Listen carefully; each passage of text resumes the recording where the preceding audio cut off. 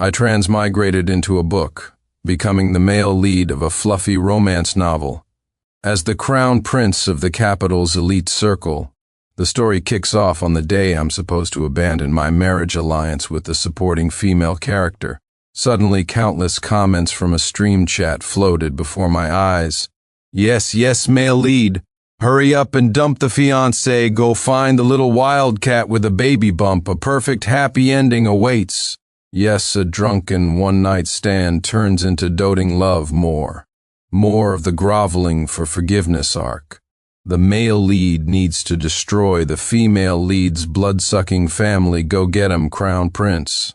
I'd read the original novel. The male lead gets pushed down by the drunk female lead in a bar, falls madly in love with her, and even calls off his marriage alliance with the wealthy heiress. In the end, the male lead gets revenge on the cold-blooded family that bullied the heroine, goes through hell and high water to find her, and they all live happily ever after. But I'm not the original male lead as the veritable crown prince of the capital's elite. Why the hell would I want a girl with a runaway pregnancy plot? Isn't the heiress from a prestigious family a much better catch? So, I took the supporting female character's hand and said with a smile, I agree to the marriage. Let's go home and get to the wedding night, Chapter 1. The stream chat instantly exploded. The moment I said go home and get to the wedding night, the words floating in front of me went berserk. What the hell? Crown Prince, get a grip, the heroine. What about your little wildcat? Huh? Did you get the script backward? Marry the supporting character? What's her name again? Wasn't she just a background character in the novel? What about Vivian? She's carrying your baby. I want a refund. What is this butchered plot I paid to see him grovel for forgiveness? Are you blind, Crown Prince? You're dumping your true love, Vivian, to marry this wooden woman, I sneered internally. Vivian, the bar hostess working at Nightshade Lounge, the one who got drunk, cornered me in the very important person room and forcibly pushed me down. The stream chat calls this doting love. What a joke. That night I had a headache and went to the lounge to clear my head. The door wasn't even properly locked, and she just barged right in, eyes glazed over with a shocking amount of strength. I was caught off guard and pinned to the sofa. You call that being pushed down? That's a crime. The fact that I didn't call the police and have her thrown in jail for a few days was me being merciful. Why is it that when she does it, it's fine? A romantic encounter? Let's see what would happen if I tried pushing her down. I'd be branded a criminal and a creep in seconds. Besides, I'm not the love-addled idiot from the original book. I'm supposed to give up Victoria Fairmont, a well-bred lady from a family of equal standing, a perfectly legitimate fiancée for Vivian Reed. A bar hostess who isn't playing with a full deck and pulls a stunt like a runaway pregnancy. Have I lost my mind? Am I tired of my comfortable life? Am I actively looking for trouble to get into? Out of the corner of my eye, I glanced down from the stage. The heroine Vivian Reed's face was a mess of conflict. She lowered her head and slipped out of the banquet hall's main doors. Her retreating figure looked a little lonely. I turned to look at Victoria Fairmont beside me. She spoke with dignified elegance.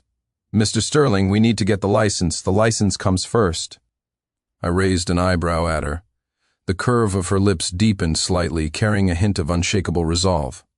It's a family tradition. A proper title legitimizes everything. And then, she paused, looking at me with a frank gaze, comes the wedding night. I got it. Old school. Strict rules. No jumping the gun. You have to buy the ticket first, and it has to be an officially certified first-class ticket. Suited me just fine. A rock-solid, contractual relationship like this is 1,000 times more reliable than some bullshit fated love. It saves a lot of potential trouble and prevents the stream chat from fantasizing about some groveling for forgiveness drama. All right. I nodded decisively, taking her hand in mine and giving it a squeeze. As you wish. Shall we go now? Victoria's smile widened. She nodded and said, of course. The driver is outside. Hand in hand, we ignored everyone's stares, cut directly through the crowd, and headed out of the banquet hall. Behind us, the stream chat completely lost it. Get the license? They're going to City Hall right now? Are you kidding me? The male lead has water in his brain. Definitely Victoria Fairmont must have put a spell on him. What about my groveling arc? What about the face slapping and revenge? It's all gone, all gone. Vivian, come back. Your man is about to marry someone else.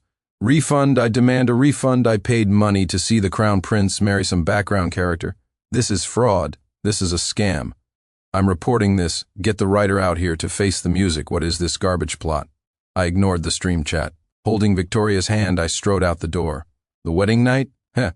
Let's get that marriage certificate sorted first.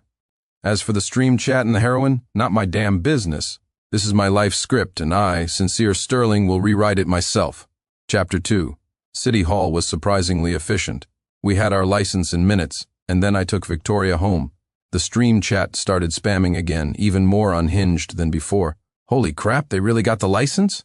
This plot is moving at light speed. Sob, sob, sob, poor Vivian, pregnant and abandoned. The male lead is such a scumbag. I saw the comments floating past and let out a snort of derision. Vivian's pregnant? In the original novel, when she found out she was pregnant, what was her first reaction? To go to the hospital for an abortion. She even had the appointment booked. So what happened? Why did she suddenly change her mind? Oh, right, because she coincidentally found out who the baby's father was, the one and only Sincere Sterling, Crown Prince of the capital's elite. What do you call that? You call that a targeted investment, a guaranteed win. The moment she realized the baby was a goldmine, she immediately changed her strategy. No more abortion. Instead, she switched to the tragic melodrama of the girl with the baby bump who runs away, waiting for the Crown Prince to be filled with regret, search the world for her, and finally secure her position through her child in a grand reunion. The clicking of her abacus was so loud it practically hit me in the face, so damn manipulative. A woman like that. You touch her, and you'll stink of trouble. What are you thinking about? Victoria's voice pulled me back from my thoughts. She handed me a glass of water, her movements natural. Nothing. Well, shall we begin? She asked directly, without a hint of coyness. Let's. I was even more direct. The wedding night, it was just a procedure. A legally married couple fulfilling their obligations, reasonable and lawful. The processes omitted no talk of belts, or abs, or a predatory gaze, or any of that. I refused to write the kind of stuff that romance fans drool over. The stream chat exploded like a firework display. Ah, they're really doing it? My eyes. Purity plot point ruined. The male lead is no longer clean. What about my Vivian? Victoria Fairmont, that scheming fox, how dare she? Get a grip. Male lead Vivian is pregnant with your child. How can you touch another woman? A child. Vivian's child. I lay on the spacious bed, staring at the ceiling. Victoria's breathing was steady. She was already asleep. A child? Who's to say it's mine? Just because Vivian said so.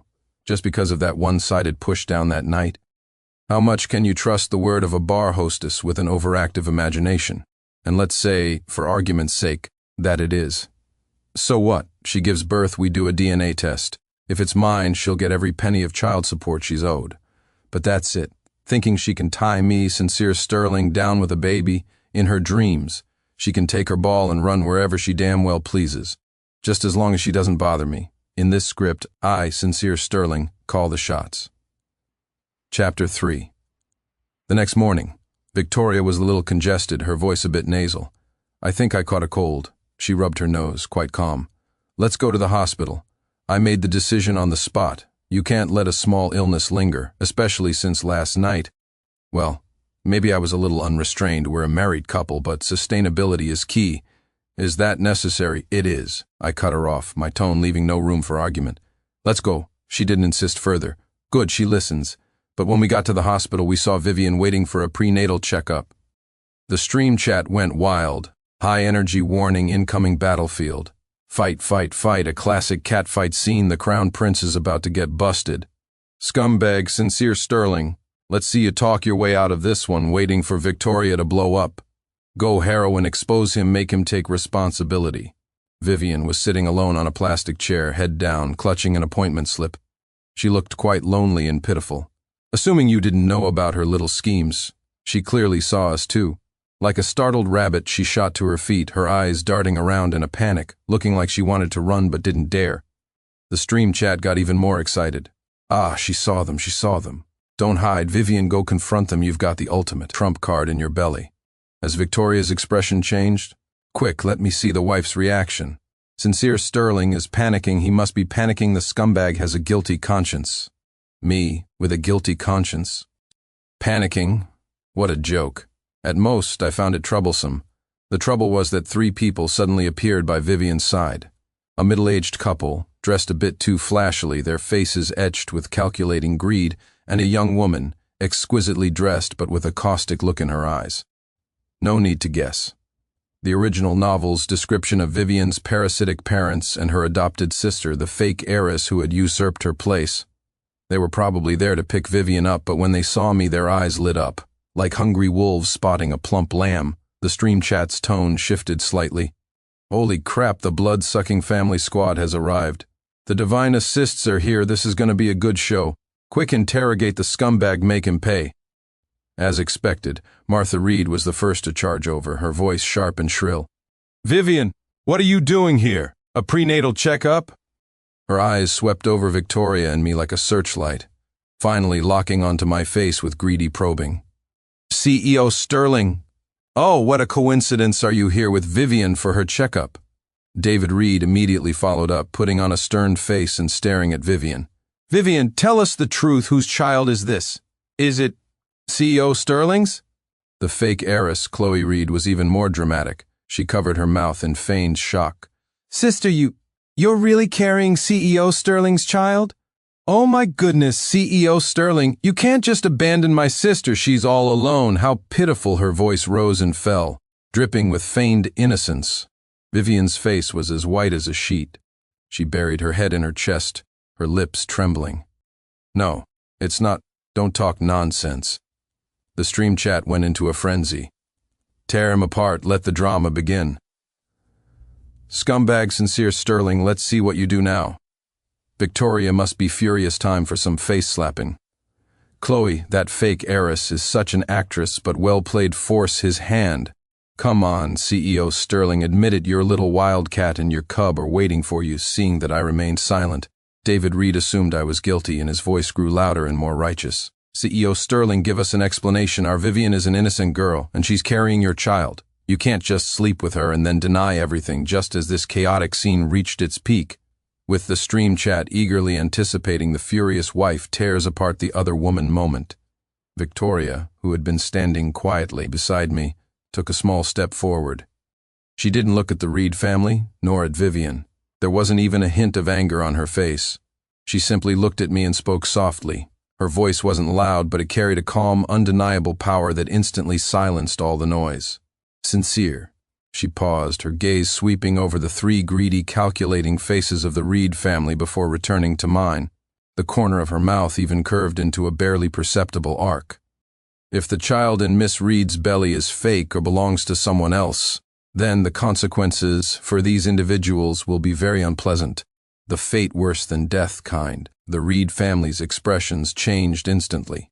Victoria's tone shifted, and her gaze finally fell upon the trembling Vivian. Her voice remained steady, even revealing the magnanimity of a true matriarch. But if it's real, she tilted her head slightly and actually gave me a faint smile. Then that's excellent as well. It means my husband is potent and full of vigor. Her gaze swept frankly over Vivian's small belly, her voice so gentle it sent a chill down the spine. The future lineage of the Sterling family will surely be very prosperous. She took another minuscule step forward, almost shoulder to shoulder with me, and then, in a tone of declaration, dropped the final bombshell. As for this child, if it is truly of Sterling blood, then I, as the matriarch of this family, am naturally willing to acknowledge it and raise it well. Boom, the entire world seemed to fall silent for a moment. The Reed family stood dumbfounded, like ducks with their necks wrung. Vivian shot her head up, staring at Victoria in utter disbelief, her eyes filled with terror. The stream chat was paralyzed for half a second, then exploded across the screen. Holy crap, crap, crap, crap, crap, crap. The matriarch has spoken, the Queen's aura is off the charts. Victoria is a badass, voice crack. My mind is blown. Is this the caliber of a true heiress of a top-tier family? Raise it? She's willing to raise it? Did I freaking hear that right? A fate worse than death, prosperous, matriarch. My brain just exploded. Vivian is terrified the Reeds are about to wet themselves. What the hell is this plot? A refund? No, charge me more, I need to see what happens next. Crown Prince, your wife is awesome. The plot has gone completely off the rails. How can it even proceed? Can Vivian still do her runaway pregnancy act? I've paid. Now sitting back and waiting for the scumbag's regretful face slapping. I looked at Victoria, calm as a tranquil lake beside me. In that moment, I had only one thought. This marriage was worth every damn penny. Chapter 4. Vivian stared at Victoria, her eyes filled with utter disbelief. It was as if she was only now truly understanding what the prestigious family she was trying to scheme against really meant. It wasn't a fortress that could be conquered by a naive male lead and a dose of true love. It was a battlefield with a strict hierarchy and ruthless rules. In the suffocating silence, Vivian herself spoke up. Her voice trembled. No, it's not true. The baby isn't CEO Sterling's. It has nothing to do with them. Her words were like poking a hornet's nest. Martha Reed was the first to jump, her shriek nearly tearing the roof off. Vivian, what nonsense are you talking? David Reed grew anxious, slapping the back of a nearby chair. Shut up, have you lost your mind? The prize was about to slip through their fingers, and they were more desperate than anyone. Chloe Reed rushed to add, Sister, are you crazy? You can't sacrifice yourself like this just for CEO Sterling's reputation, still desperately trying to pull the narrative back. They were going insane. The duck was cooked, ready to be served, and now the duck itself was flapping its wings, squawking, I'm not cooked. I don't admit it. The stream chat was also confused. Huh? Vivian denied it herself? What's this move? A strategic retreat? Advanced level manipulation? Doesn't look like it. She's terrified. Victoria's too scary. It's over. The Reeds are going to have a heart attack. Their golden goose just flew away. I watched this farce feeling nothing but profound annoyance. A bunch of leaping clowns. Vivian denied it? As if I'd believe her. She was either scared out of her wits by Victoria's thunderous tactics, or she had another plan up her sleeve. Like perhaps continuing her runaway pregnancy act somewhere else? I couldn't be bothered to figure it out. I completely ignored the squabbling Reed family and the trembling Vivian, turning instead to the composed Victoria beside me. Got the medicine? I asked. Yes, let's go. I put my arm around her shoulder naturally and led her away. Every extra second here was a waste of time.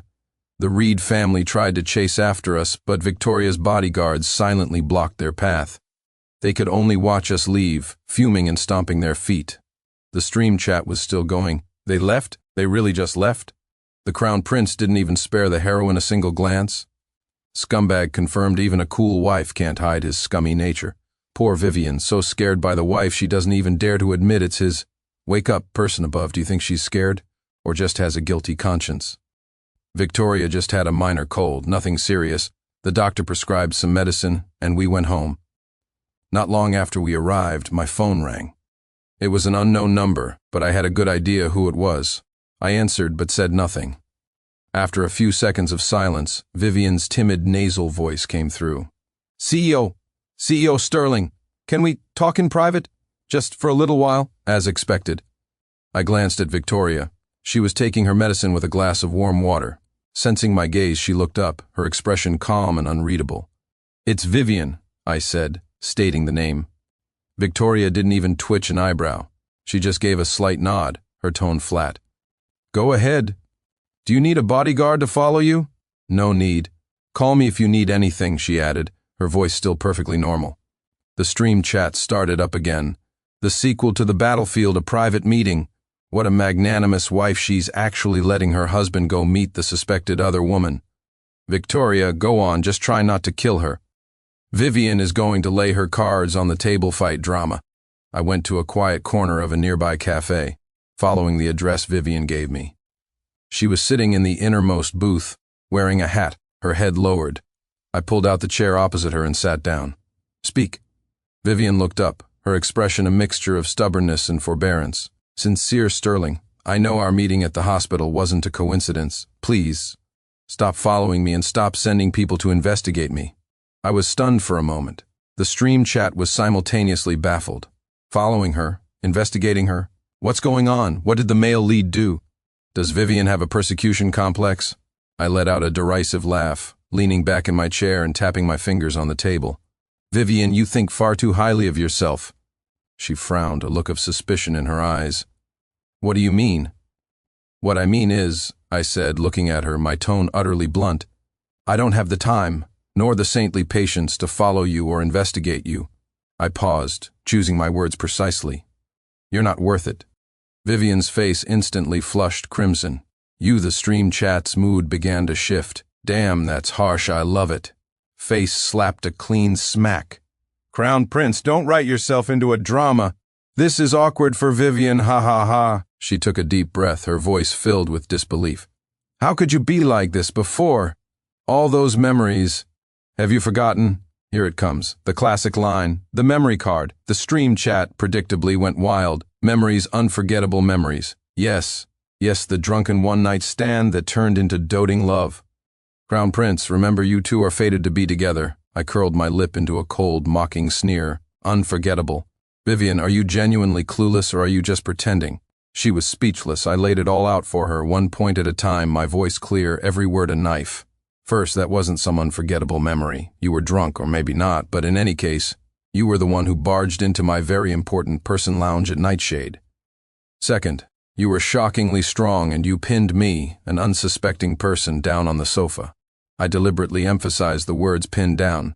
You call that being pushed down? That's assault. The fact that I didn't call the cops and have you locked up is me doing you a favor. The red in Vivian's face drained away, leaving it stark white. The stream chat's tone changed abruptly. Holy crap, that's a terrifying thought. The perspective just switched from a heroine's story to a crime show? Now that the Crown Prince puts it that way, he's right. I continued my verbal assault, showing no mercy. Third, you got pregnant. And then what? You just vanished without a trace. What game were you playing? The runaway pregnancy? A tragic melodrama? Fourth, I pressed on, watching her eyes fill with panic. Our statuses don't match. You work as a hostess in a bar. I am Sincere Sterling. There is an ocean between us. And finally, I leaned forward slightly, looking directly into her eyes, each word a final judgment. You couldn't have seriously believed that by pulling a runaway pregnancy stunt, I would act like some idiot, full of regret, crying and shouting your name all over the world, staging some grand, groveling reunion, and finally letting you secure your position as a phoenix rising from the ashes, right? I flashed a smile that could only be described as malicious. Vivian, have you been watching too much TV, or have you read one too many novels? You're overthinking things. Boom, my words were like a series of precision-guided missiles, completely obliterating the tragic heroine persona Vivian had so carefully constructed. The color drained from her face completely. Her lips trembled, and her expression shifted from disbelief to shock, then to the immense panic and shame of being utterly exposed. She was shaking like a leaf in an autumn wind, looking as if she might fall apart at any second. The stream chat went absolutely insane. That's an information overload. The runaway pregnancy was a script. Their statuses don't match. The Crown Prince is so clear-headed, tearing apart all the heroine's fantasies. Victoria, your husband is a beast on the battlefield. This is a real CEO, rational, ruthless, tearing the White Lotus to shreds. The cafe fell deathly silent. Only Vivian's suppressed sobs could be heard. I stood up, looking down at her devastated form without a shred of pity. I almost wanted to laugh. Have the baby, I said, tossing out one last sentence in a flat tone. I'll arrange for a DNA test. If it's mine, child support will be deposited into your account on time. If it's not, I paused, my gaze as cold and sharp as a blade. You should know the consequences. Seeing her face turn ashen, I delivered the final blow. And one more thing.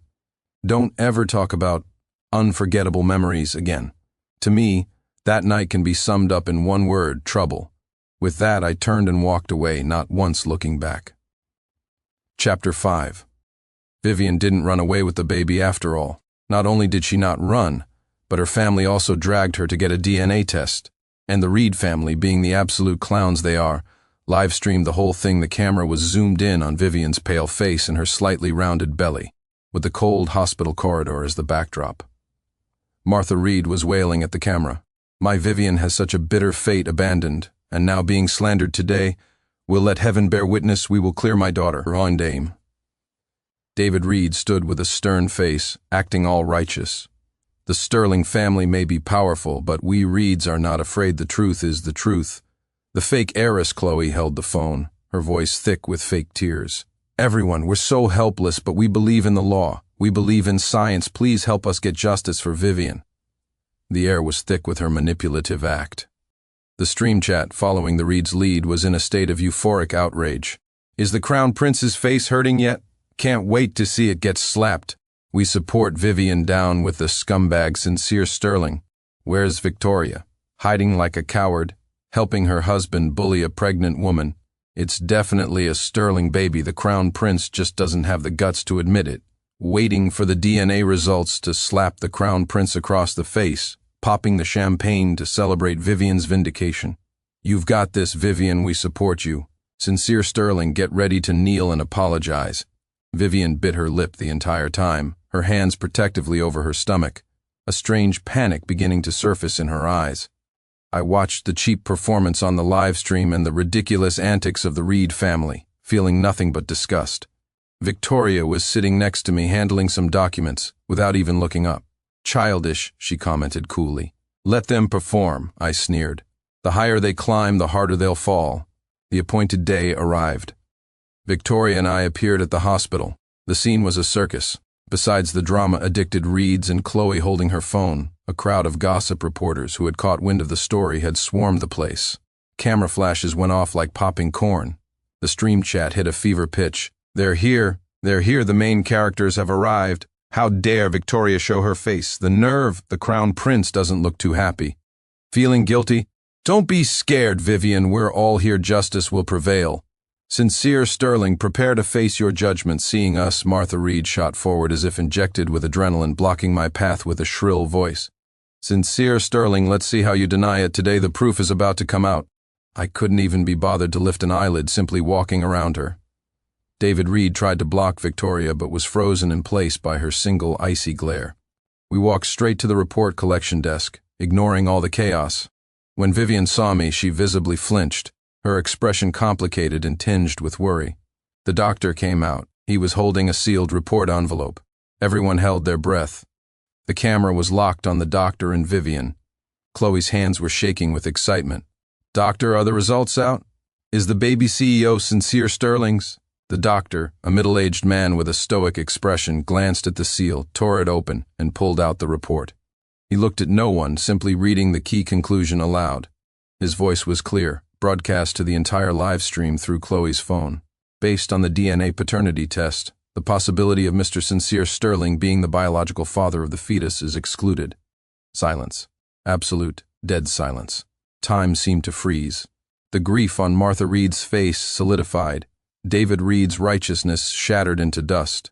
Chloe stood there holding her phone, her mouth hanging open wide enough to fit an egg, completely stunned.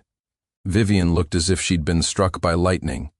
The color drained from her face in an instant. The stream chat, after half a second of silence, exploded. "Ow! Holy crap! Excluded? It's not the Crown Prince's? Am I deaf? Vivian was lying. The baby isn't CEO Sterling's. A massive plot twist. You couldn't write this stuff. The Reeds are dumbfounded. Ha ha ha. Karma came fast. Where are the people who were screaming justice will prevail? Come on out." That look on Vivian's face, like she's seen a ghost. The Crown Prince is a legend. He saw through it all from the start. After a brief moment of shock, the reporters swarmed like sharks smelling blood, shoving their cameras and microphones toward the Reed family, especially the devastated Vivian. "Miss Reed, if the baby isn't CEO Sterling's, then whose is it? Mrs. Reed, you were so adamant before that the baby was his. Do you have an explanation now? Does this constitute slander and attempted extortion?" The three Reeds stumbled backward, overwhelmed by the microphones, their faces flushing and paling, completely flustered and incoherent. "No, that's not—" "There must be a mistake with the report," Martha shrieked. "Right, a mistake. The Sterlings must have bribed the doctor," David Reed yelled, pointing frantically at the doctor.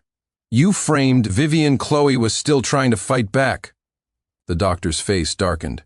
"This report was issued by an authoritative institution, with notaries supervising the entire process. If you question the results, please proceed through legal channels." Amid the chaos, I took a step forward. The scene instantly quieted down. All cameras turned to me. I snapped my fingers. An assistant behind me immediately stepped forward and connected a tablet to the large screen in the hospital lobby. A high-definition security video began to play. The location was the corridor of the very important person floor at Nightshade Lounge. The timestamp was clear. In the video, Vivian, wearing her bar waitress uniform, staggered with a glazed look in her eyes, a bottle of liquor in her hand. She swayed unsteadily toward the door of a lounge, the room I had been resting in that night. The stream chat immediately focused on the screen. Security footage here, it is the truth. Vivian was definitely wasted. It's confirmed she went there on her own. Seeing this, Vivian and her family visibly relaxed. Martha Reed was even about to shout, "See, it was her," but in the next second the video rewound a few minutes. Then it played again at normal speed. There was Vivian in the same uniform, but her steps were light and nimble, her eyes sharp and clear, not a trace of drunkenness. She glanced around, quickly pushed open the door to another lounge on the other side of the hallway, and slipped inside. Leaning against the door of that room was a scummy-looking young man with bleached blonde hair. He whistled at Vivian as she went in. A few minutes later, Vivian came out of that room. Her face was slightly flushed, her hair a bit messy. She quickly straightened her clothes, then did something that stunned everyone. She took the liquor bottle in her hand and, without hesitation, poured its contents all over her head and body. The pale yellow liquid ran down her hair, cheeks, and neck, soaking the front of her uniform. After doing this, she picked up the empty bottle, her eyes instantly becoming glazed and unfocused, and her steps began to deliberately stagger and sway, perfectly mimicking her earlier drunken state. Only then did she begin to wobble toward my lounge. The video ended. The entire hospital lobby was plunged into a dead, suffocating silence. It was even quieter than when the DNA results were announced. Everyone was dumbfounded. Reporters, doctors, nurses, onlookers, and the stream chat watching on their screens. The expression on Vivian's face completely shattered. It was a mask of pale, terrified despair. She trembled like a dead leaf in a storm. The other three Reeds were ashen-faced, unable to even scream. The stream chat, after a brief vacuum, went completely ballistic. Oh my God, a script, a masterful script. She faked being drunk, poured liquor on herself as a disguise. Vivian is a confirmed master manipulator. Blondie. Who was that Blondie guy? What did she do in that room for those few minutes? The implications are terrifying. So she wasn't drunk at all. It was all an act to frame the crown prince. Damn, that's a slick move. TV shows wouldn't dare write this. The crown prince is a genius. He kept the security footage for the fatal blow. Victoria's as steady as a mountain. She must have known the truth all along. The whole Reed family are scammers. Disgusting, so disgusting. Where are the idiots who were supporting Vivian? Are your faces swollen yet? Refund. Give me my damn money back. I can't believe I genuinely cursed out the crown prince. Sincere Sterling, I'm sorry. Vivian, get off the planet. I averted my gaze and looked at the deathly pale Vivian, my voice cold, every word twisting the knife. Unforgettable memories. A fated encounter. A forced runaway pregnancy. I let out a sneer, my voice not loud, but it struck everyone's heart like a sledgehammer. Vivian, the play you staged had a pretty low budget. 1 bottle of cheap liquor and a blonde thug for a lover, and you thought you could trade up for the crown prince of the capital? Did your whole family write the manual on how to frame people? Whose baby is it?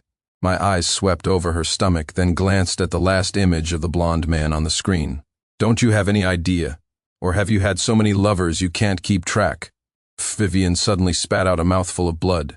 Her body swayed, her eyes rolled back, and she fell backward, unconscious. Vivian, the Reeds finally snapped out of their stupor, screaming as they rushed to her side. The scene descended into utter chaos. Reporters pushed forward like madmen, the sounds of camera shutters, questions, and screams all mixing together. The stream chat was in an uproar. She coughed up blood. She was so angry she coughed up blood. Serves her right, karma. She's faking. She must be faking it. The Reed family is finished, utterly finished. All hail the crown prince, a textbook example of a takedown. Queen Victoria, please accept my worship. The plot twist of the year, so satisfying, so satisfying. I had no interest in watching the rest of this circus. I turned and took the hand of Victoria, who had been standing quietly beside me the whole time. Her hand was still dry and warm. Let's go, I said. All right, she nodded, and together we walked away from the chaos and wreckage side by side. Chapter 6. Just a few days after the chaotic drama at the hospital, Vivian reappeared. This time, she didn't bring her parasitic family or start a live stream. She came alone, her eyes swollen like peaches, and blocked the entrance to the Fairmont Group's lobby. The security guards tried to stop her, but I waved them off.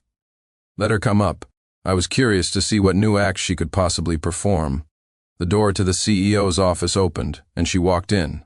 Sincere Sterling, she said forlornly. Did you know?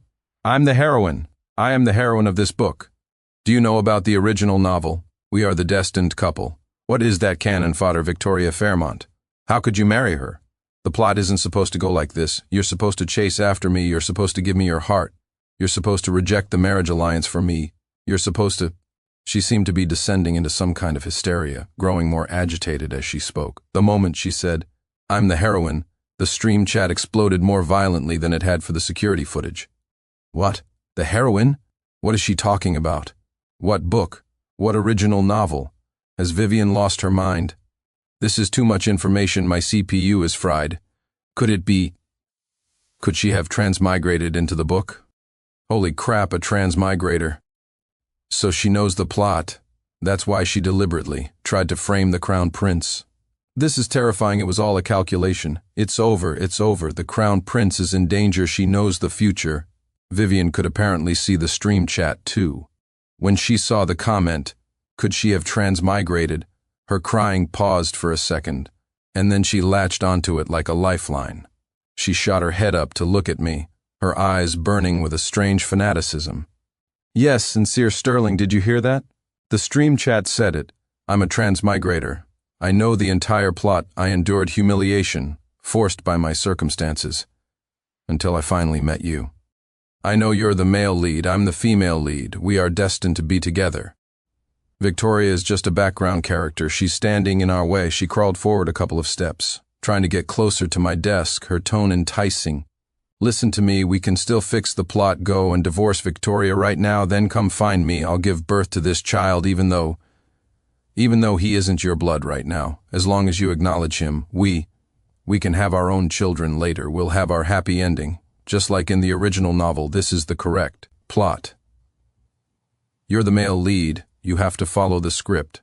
The stream chat spammed wildly along with her words, filled with shocked excitement. Vivian is a transmigrator. She knows the plot. So her scheme was intentional. She was trying to take a shortcut. Wow, this plot is insane. Crown Prince, listen to her. You have to follow the plot to get a happy ending. Yeah, the male lead and female lead are a match made in heaven. Dump Victoria, go chase your little wildcat heroine. I looked at the hysterical Vivian before me, then glanced at the stream chat, which was equally lost in its plot logic frenzy, and felt a wave of absurdity wash over me. I laughed. Not a cold sneer, but a genuine hearty laugh, born from finding the situation utterly ridiculous. My laughter echoed through the massive office, drowning out Vivian's sobs and the clamor of the stream chat. My laughter stunned Vivian into silence, and the stream chat paused for a moment. Transmigrator? Heroine? I stopped laughing, leaned forward slightly, my gaze like a shard of ice, aimed precisely at her and the stream chat behind her. Vivian, could the water in your brain sustain a whale? And you, I said, addressing the stream chat, put away your laughable fatalism and your heroine delusions. I spoke each word clearly, as if delivering a verdict. First, the runaway pregnancy trope is, at its core, emotional blackmail. Using a child as a bargaining chip to force a man to submit. True love? If it were true love, would she disappear without a word carrying your child? Would she make you search the world for her like an idiot, suffer endlessly, and then gratefully accept her back? What kind of true love is that? That's manipulation, that's conditioning. You call this a fluffy romance? Did you get your head slammed in a door? Vivian's face went deathly pale. The stream chat, runaway pregnancy is manipulation, conditioning? That actually makes sense? I continued my assault. Full throttle, second, a little wildcat, forced by circumstances? She has hands and feet, a perfectly able body. Can't she earn money washing dishes? Can't she survive by being a delivery driver? She had to go work as a hostess in a bar, had to use a bubbly and carefree personality to hide her insecurity and incompetence. In essence, isn't it just about taking a shortcut, wanting to exchange the least effort for the greatest reward? This whole tomboy act is just another flavor of manipulation. It's all a performance, just packaged differently. Vivian's lips trembled. She wanted to argue, but couldn't utter a single word.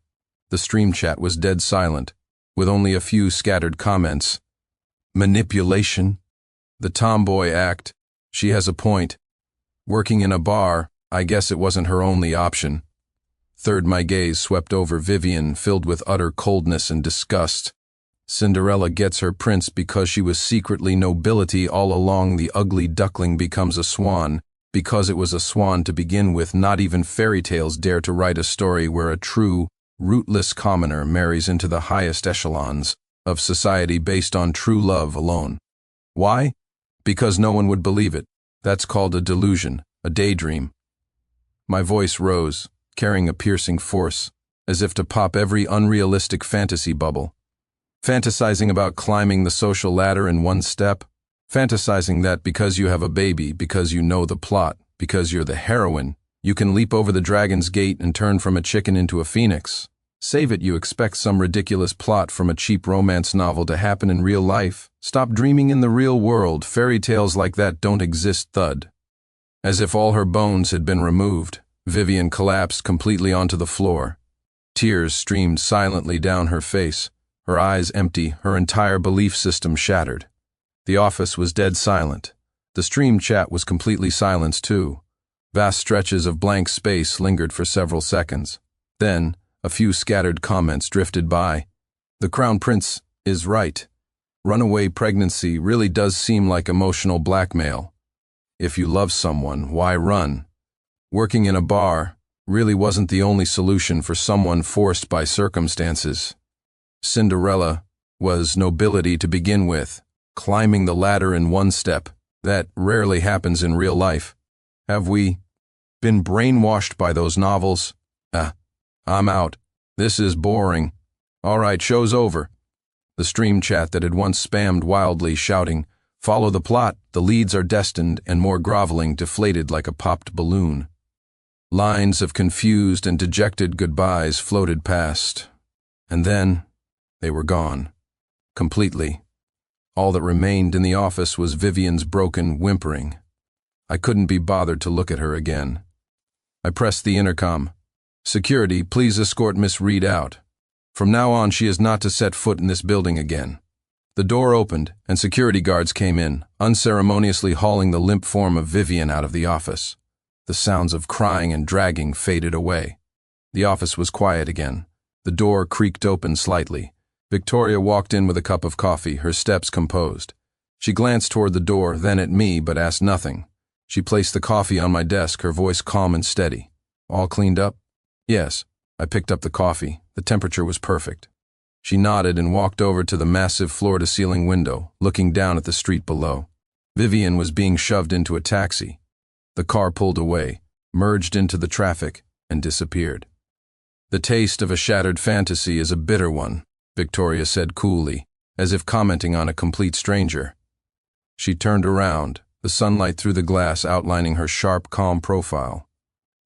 "What would you like for lunch?" she asked, as if the entire ridiculous drama had never even happened. Chapter 7.